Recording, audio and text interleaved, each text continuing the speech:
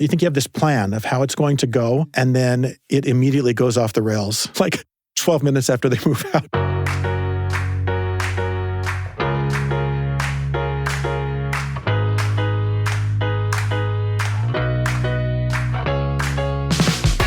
Welcome to The Lisa Show, where we take a good look at life.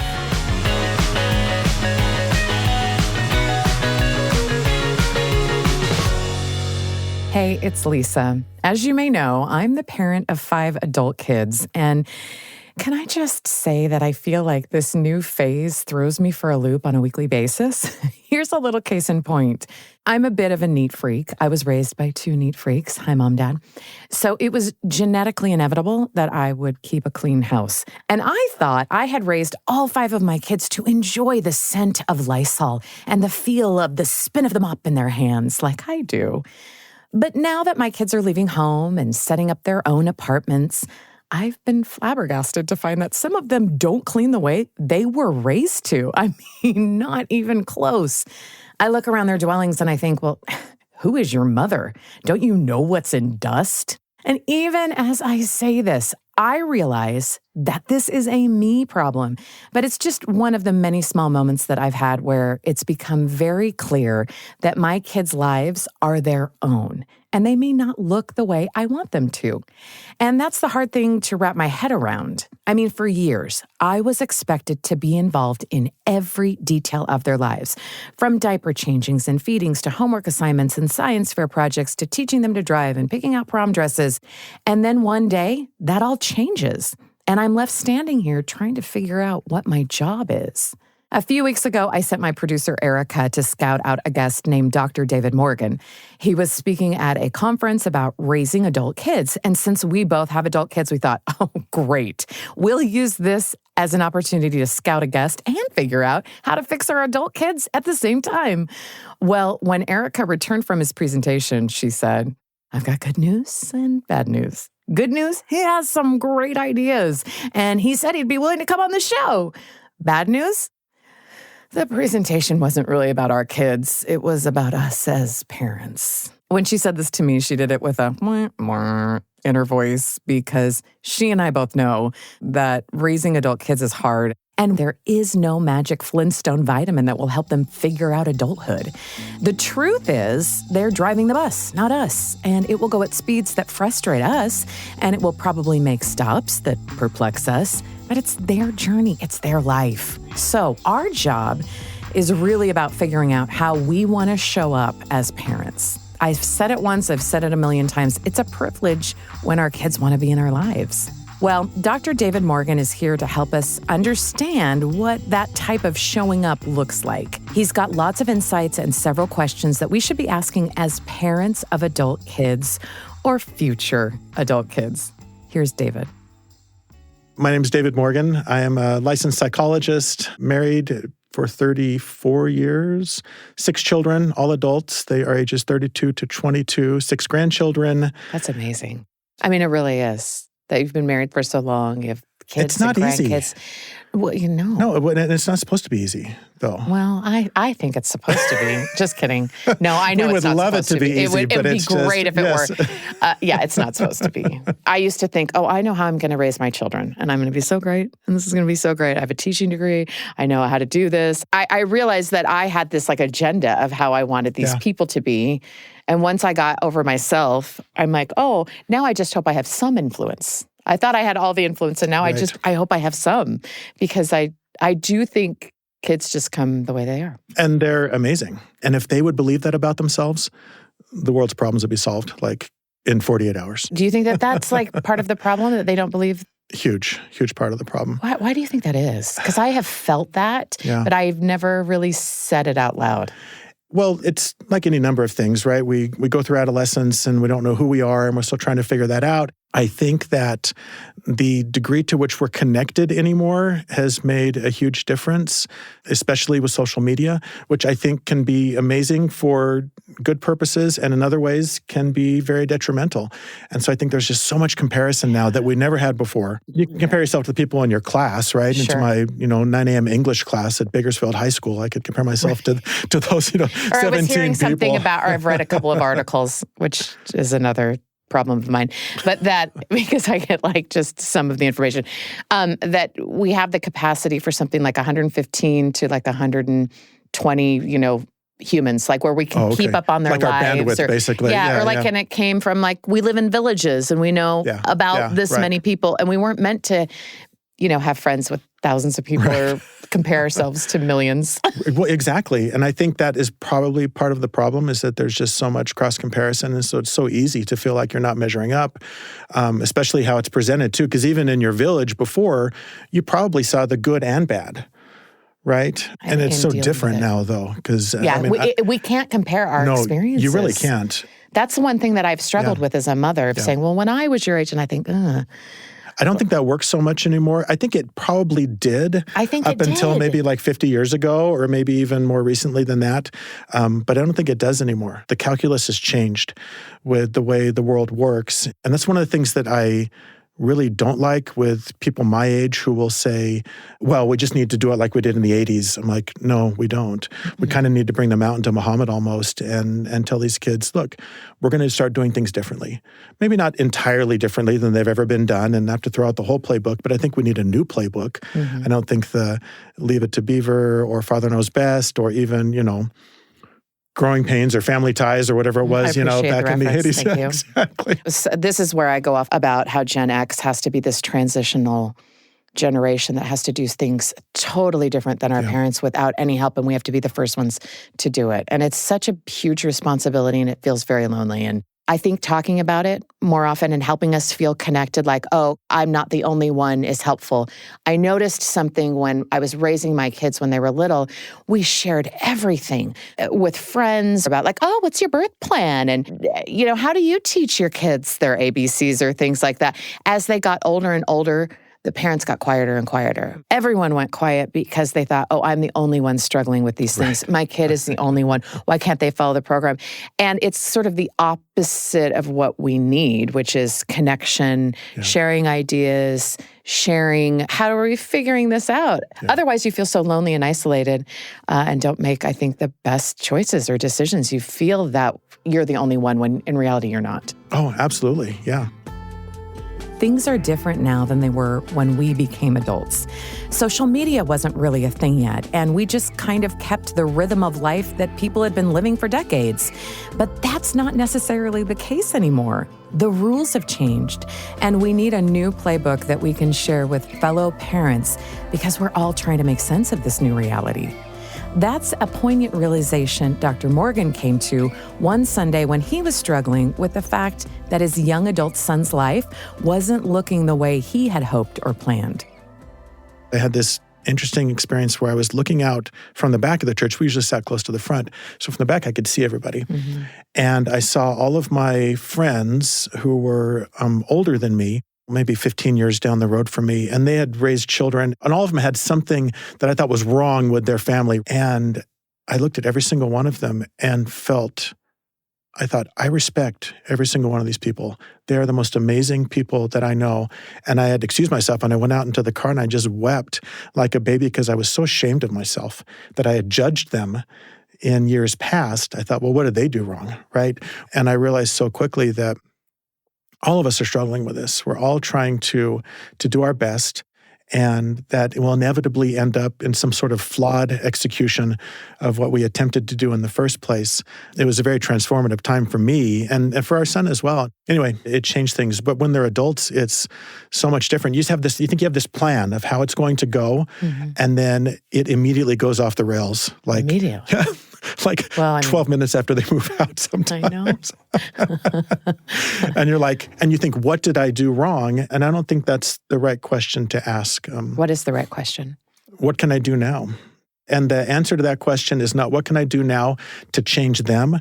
It's what can I do now to be as good a support as I can, to love them in the ways they need to be loved, to support them in the ways they need, maybe to confront them at times when I feel like I need to. None of us are going to be perfect parents. But perfect parents aren't parents who don't make mistakes. Perfect parents are the ones that keep trying in spite of mistakes. And that's why the first question every parent should ask is, what can we do now to love and support our adult kids? But David says a follow-up question to that needs to be a personal one about our intentions. When we want them to do X, Y, Z, we have to think, well, why do I want them to do X, Y, Z? Is this more about me or is this more about them? And it has to be more about them.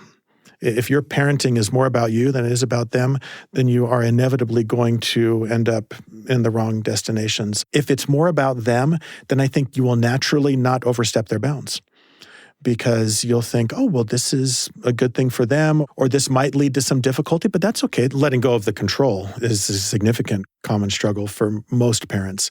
They're going to say, it's just hard for me to sit and watch them do things that I know are going to lead to some sort of distress down the road. But we have to do it. We have to do it. Part of the reason, and we were talking about this earlier, I think there's a crisis of confidence in young adults. And I think parents unwittingly contribute to that when they overstep. You know, if you say, okay, well, here, let me show you how to do this, the subtext of that is you don't know how to do this. You're not capable of doing this. So even though you're 24 years old, I'm going to show you how to do this to make sure it gets done right, done correctly, because I don't want you to screw up your life. We're doing it because we don't want them to be distressed. We don't want them to hit any sort of rough road ahead. But then I think what it does is it communicates to them that they're not capable. Yeah. And so that letting go, I think, has a couple of benefits, because number one, it's good for you as an adult, as a parent, helps you along your transition process. So in addition to you learning to let go, you're also giving them confidence by saying, I know you can do this. I know you're capable of this. And if it comes apart, I'm here. We can come talk about it. But we don't have to kind of, lay out their clothes for them before the first night of school, before the first job interview, and say, should I drive you down there? Do you need help with the questions? It's like, no, you got this almost every time. I want to be comfortable. I don't want to go through the distress of them going through distress. So if we'll just force this thing so that they never have to be in distress, they're going to be in distress. And it's okay for us to feel that. It makes me think of the poor guy in the Old Testament who, as the children of Israel are marching through the desert and the Levite priests are carrying the ark, and one of them stumbles and the ark starts to fall. And this guy goes to grab it to keep it from falling, and he's struck dead because he wasn't a Levite priest who was authorized to touch the ark. And I used to think, that's horrible. This guy's just trying to do what's right, and it's horrible. And who knows whether it's metaphor? Yeah, exactly. Right. Whether it's metaphorical or not, who knows?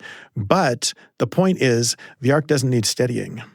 The ark is going to be just fine. It was God. It literally represented God. And he's like, I don't need your help with this. I love that you guys are carrying me around, but I really don't need any help with this. And so I think that's where, as parents, when we see our kids going into these potentially negative situations, number one, is it a negative situation? Do we know the ultimate outcome? Is this something that maybe— Or is this based on our fear? Is it just our fear, whereas Heavenly Father is like, this is going to be amazing for them. So I think that there's so much like that in our very limited understanding and appreciation of future events. We think, oh, this is going to be horrible. And I think, I don't know, there's a whole lot that can be really horrible because the Savior's got the power to fix everything. Right. And I think that he will if we're willing to let him. So, but that's on them and not on us. As I like to say, that's showbiz, baby. They're going to be That's what you signed up for, right? And I say that flippantly, that's showbiz, baby, but it took me a long time to really understand that. And it's a joke to myself to remind me, just because you want really good things for your children, and you think that it's because you want it for them, doesn't mean that you can make them want it. Right. And how do we know what's the good thing? Yeah. That's the other thing, right? Or the best thing, right? How do we know for somebody else? I was recording a podcast just the other day, and I was thinking about outcomes and what happens when kind of things go off the rails, and what do we do? And I thought to myself, There have been plenty of situations where things haven't worked out the way I thought they were going to or how I'd hoped they were going to, but I've never had a negative outcome because with time, everything has worked out to the best. And it just takes time to wait. And I think all things usually work out, especially if we're striving to do what we're supposed to. To emphasize this idea of parents respecting the process and being okay with distress, both in themselves and in their kids, Dr. Morgan shared a story you might recognize. I wish we had more backstory on the prodigal son, the parable of the prodigal son, and more info about the mom and the dad. Mom's not even mentioned. I'm like, hello. I know, but you know what? I just feel like I know what she would be thinking. Totally. Saying. But so I'm sure in that transition period when the son came and said, hey, give me what's mine, and I'm going to go blow it. And they knew he was going to blow it. They knew him. They had raised him for, a couple decades to that point. They knew what was going on. And I'm sure they encouraged and talked and maybe explained some things. But ultimately, he made his decision. And so they said, okay, go. But what I think is so interesting is that when he decided to come back, they were the first people he thought about. Because I think when I do get to talk with both of them at some point, the mom and dad, I think they'll tell me it was always more about him than it was about us. It was That's about very well him. We wanted him to be happy, and we knew that maybe he had to travel a rough road to get there. But we were there, regardless of outcome. And that shows such love and trust and mutual respect. Yes, which has to be genuine. There's a reason the prodigal son is one of the most poignant stories in the scriptures, but I hadn't thought of it as a lesson in parenting restraint. The prodigal son's parents let him make his own decisions and didn't make the outcome about themselves. This may be the hardest question for any parent to ask. Is this about me or is it about my kid? I mean, it's a natural instinct to want to save our kids. Any parent would do that. Besides, rescuing our kids makes us feel like we're being conscientious parents and that we're actually making a difference in their lives. That's why it's so hard to step back and let them experience failures and distress. Our brain says it will be good for our kids in the long run, but it's hard to settle into that message when your parenting instincts are in full throttle rescue mode. Dr. Morgan says that if we can trust a little more in that long run, it may be the very thing that turns something that looks like a negative outcome into a blessing in disguise. That's why Dr. Morgan suggests parents ask themselves another question, and this one is regarding outcomes. So one of the things that I like to teach about is the difference between something being unacceptable and something being undesirable. So, for example, we had some friends years ago, and it happens to a lot of people. Their son was applying to get into BYU, and they moved heaven and earth to make that happen because it was unacceptable if he did not get into BYU. So he had to do all the tests he had to do. And it's huge pressure right now, right? Because it's so much more competitive than it was back when I was applying. So, but what that does is that creates such this intensity on the part of the parent because any outcome other than that is completely unacceptable. Now, what if you change your attitude and say it's undesirable, which means I don't want this to happen, but if it does, then it's going to be okay. That, to me, that totally shifts the way that I think about things, because then there's not this feeling of this pressure, this intensity that there's only one acceptable outcome from this, because then, man, you're carrying water everywhere to try to make this happen and calling in favors and manipulating things and all that. Yeah. And that's so much emotional energy as opposed to say, you know what, maybe if they don't go to BYU, that'll be okay. Right. And they'll have a great experience somewhere else. Or maybe they don't get in right away or they get in the next year. Or maybe they don't go to college at all and they become a skilled tradesperson or something like that, right? Any number of things. We kind of have to get rid of this roadmap that came from the womb, that kind of comes out and we're like, okay, well, here's how everything is going to go. And we've lined out that train track. We have. And I even see myself doing this unintentionally. When you ask about kids or you're talking about families and you're like, what are they doing? Like, are they going to college? Right. Are they, getting married? Do you have grandchildren? Things like that we think are markers for personal development that have nothing to do with like emotional development necessarily. They're just a sort of a checklist. And I wonder if we could support each other a little bit better if we asked better questions. Absolutely. Yes, we could. This idea of not basing your worth or whatever on something that's outside of your control, right? So instead of saying, well, did your child graduate from college yet? Well, what the heck does the parent have to do with that? Yeah, that's right? their whole thing. Yeah, really. What do you do? Did you check their grades? Did you write their term papers? All those things? Well, I do know some parents who will do those things. I do too. And I'm thinking, how do you have the energy? I was like, oh, that sounds exhausting. I can barely manage my own life over here, Right. And again, it undercuts their confidence when you do that. So it really is a sword that's cutting both ways in that, because not only is it just ineffective parenting, but it's adding to this already existing base of lack of confidence that most young adults have. And by you saying, well, you're really not capable to do this, so let me just do this for you. I mean, you may as well just give them the key to the basement and have them move in, at that point. Yeah. And so as you're thinking about outcomes, just ask that question, is it unacceptable or is it undesirable? And I would guess that just about everything in life is simply undesirable. I've been thinking about this question of, is it unacceptable or is it undesirable? While I may have certain ideas and dreams for my kids, the more I think about it, the harder it is for me to come up with a truly unacceptable outcome with my kids, other than not having them in my life. I truly believe we can get through anything together. And that doesn't look like me snowplowing their path through life. But it does mean that I'm always there in the wings with support and confidence. David made the same idea clear to his son when he saw him making some undesirable life choices. I remember the day it was, all the other kids happened to be gone from the house. It was just him and I that were there, he and I that were there. And I went in and told him, I said, these behaviors that you're getting into, I said, they could lead to a number of different outcomes. They could lead to someone getting pregnant outside of wedlock. They could lead to you getting beat up in some sort of hookup that went bad. They could lead you going to jail for some reason. I said, and you know what? I will be there at the end of every one of those roads. I'll be there to pick up the pieces. I'll be there for you. I'm your parent. I'm your dad. That's what I committed to when we decided to have you, 20 years ago. The question is, do you want to end up at the ends of those roads? And that's up to you. It says, I'll see you wherever you end up, but you got to decide where you want to go. So I think there are times like that when we're going to feel impressed to do those things. And again, in that situation, I knew it felt more about him than me, because I really was reconciled to all those potentially negative outcomes. Right. I wasn't like, you need to not do this because I don't want to go pick you up from jail. Right. I was like, I will 100% come pick you up from jail. I'll pay your bail. I'll go to court with you, all the things. This is about you deciding whether you want to do the things that will lead to that or will lead to, a more favorable outcome. This is such a great example of not owning our kids' behavior, but owning our parental roles of advising and supporting our kids. I love that David didn't try to rescue or threaten his son.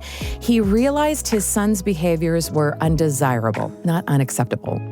But what would be unacceptable to him would have been ruining their relationship. So instead, David made the moment about his son. David honored his son's agency and made sure his son knew he was loved no matter what. Luckily, this conversation was the beginning of David's son starting to turn his life around. But his son was the one doing it, not David. And that made all the difference. Our success as parents will never be about our kids' behavior. It will always be about our own. I learned this very early on in my psychology career and was greatly blessed to have learned it as early as I did. The first real client I had, because we had some kind of practice clients and stuff, and we were learning, but I was in a mental health center, community mental health center, finishing my master's, and it was my first real client. She was this 13-year-old who had a number of different emotional issues. And we talked and did the initial assessment, all that. I went home that night and couldn't sleep all night. Just thinking about her, what I was going to do, how I could help her, how I could fix her. And I remember waking up, not so much in the morning because I didn't really sleep, but I thought, I cannot do a career like this if I'm going to think like this with every single client. And so what I decided, and it took years to kind of get to that point, but that was the beginning of it, was If I do a good job as a psychologist, then I'm successful. And that has nothing to do with what my clients do after that.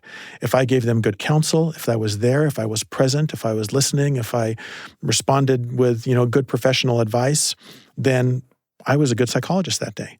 And if they went out from there and did nothing that I asked them to do, or went out and did a bunch of horrible things, that was not on me. That was on them, because I can't control them once they leave my office.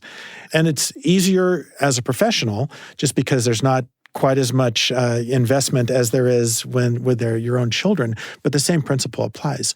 If you were a good parent today, if you were responsible, if you had the right types of boundaries, if you said what you should say and didn't say what you shouldn't say, all those things, then you're a good parent. And you cannot measure it based on what your children do. You 100% cannot. There are a lot of really good parents out there who don't think they're good parents, but they really are. And so I encourage you just to reflect on, am I doing everything that I can, whatever that means, because it's different for everybody, and giving yourself grace as well, for things that you didn't do or couldn't have possibly known at the time. And good parents have flawed children all the time. So don't tie your performance to something that's out of your control. There's a question implied here in what David said, and that is, what are we basing our success on as parents? Our kids' choices are no indication of our performance, of who we are as parents. Similarly, we cannot base our behavior off of their choices, especially if they are trying to distance themselves from us. It's such a painful experience for the parent to have, especially in the no contact situation, because less contact could be for any number of reasons, right? Maybe they're just super busy. Maybe they're not the greatest communicators, but they still love you and you know that. But the no contact, when you get cut off, it's very difficult. I have a friend who's in that situation, and she hasn't seen her granddaughter in years and years because the parents have decided to cut ties with that side of the family, which is so short-sighted. But with parents, the one thing you cannot do is respond in kind. And you think, well, then I'll just cut you out too. We have to be the bigger people. I taught a 3-part series on parenting through the years. And the first day we were talking about toddlers and young ones. And I said, you got to be the more responsible person here. You have to. This has to be, I said, if you don't have your stuff together, because I see parents arguing with their 3-year-olds, I'm like, no. I said, you got to get your stuff together if you want to get in this game and do this well. So if you have to go get some therapy, I don't know, whatever it is to figure your stuff out before you try to engage as a parent with these kids. And so as parents of adult children, we have to do that as well. If we find ourselves saying, well, then fine, I'll unfriend you or block you from my Instagram or something like that. The time will come when they're going to need a confidant. They're going to need someone, and they're going to go to someone. They're going to go to someone trusted. And the question is, do you want to be that person or not? And so the relationship you continue to have with them as they've cut you off, and I don't know how that looks. I don't know what sort of communication you can have, but even just to maybe send them a card or just say, hey, thinking of you, and just know you're always welcome. That's going to make a big difference at some point. Again and again, it seems like what David is saying comes back to perspective, making sure we see our kids' choices as their own, seeing outcomes for what they might become, and seeing our roles for what they are. But he also had some parting wisdom regarding our perspectives on the very people we're privileged to raise and rub shoulders with. I asked him what he wished all young adults knew. And as he said it, I realized it's exactly what I want my own kids to know. I want them to know how capable they are. One of the things I do for them, and it makes them very uncomfortable, some of them, I say, tell me something amazing about yourself. Oh, and what a great question. And not some crummy thing like, well, I didn't get in a car accident on the way over. I'm like, no, something legit. And they'll have to think and they'll go, oh, I know that's kind of a hard question, but they'll say something like, I'm a really good second grade teacher. Or one person said, I'm a really good listener. Or one person said, I'm really good at sharing my experiences with others to kind of lift them up. They don't see that in themselves all the time. There's so much cross-comparison nowadays. We can see everybody's life everywhere, and we always think, I'm the worst of all of them. I'm the least competent. I'm the least pretty. I'm the least educated. It resonates with kind of these chronic feelings of low self-concept that I think most people struggle with at some level. I wish they would just know how amazing they are and for them to know just how much God loves them. Anyway, that if I had my magic wand, that's what I'd do. They'd all just instantly, they'd see themselves as God sees them. I think that's what we all want for our kids, whether they're 2 or 52. And while our kids' relationship with God is their own, we can certainly take a page out of His playbook in going forward as parents. And that starts with asking some important questions. First, what can we do now to love and support our kids? Second, are our actions about us or about them? Third, is the outcome we're struggling with unacceptable or just undesirable? And are we sure we even know the outcome yet? Fourth, how are we measuring our parenting success? And fifth, do our kids know how amazing they are? This conversation had me thinking for weeks now about how I want to show up for my kids. I so desperately want to drive their bus because I know the roads that have construction. I know the shortcuts, and I know the very best places to park. Listen, I went to college. I know stuff. You know what I mean? I want to teach it to my kids. I've read several articles. I've got so many ideas, I couldn't even list them all. Deep breath. But David helped remind me what my job really is. And it's to put my kids on that bus with a great lunch, with reminders for their day, with affirmations of their worth, and with unconditional love. And then I'll wave as they pull away, knowing that I'll be right there at that bus stop, ready to embrace them, just like the prodigal's father did, when that bus decides to return. The Lisa Show is a production of BYU Radio, hosted by Lisa Valentine Clark. This episode was produced by Erica Price, with help from Becca Hurley-Lung, Blake Morse, and Kenny Mears, with post-production by Gracie Davis. A special thanks to today's guest, Dr. David Morgan. A link to his website will be in the show notes. Don't miss out on 2 other great podcasts from the Lisa Show family, The Council of Moms and Proofread, a new book review podcast to help you read more of what you love. You can find The Council of Moms and Proofread on YouTube or wherever you get your podcasts. Thanks for your messages. We read them all, and thanks for listening. I would like to introduce you to another gem of a show from the BYU Radio family of podcasts, In Good Faith. Dive into an enriching world of spiritual exploration with Stephen Cap Perry. On each episode of In Good Faith, members of different religions and spiritualities are interviewed to better understand their relationship with the divine. Whether you wish to strengthen your own relationship or just listen to thoughtful conversations about religion, In Good Faith is sure to uplift and enrich your life. Listen to In Good Faith wherever you get your podcasts.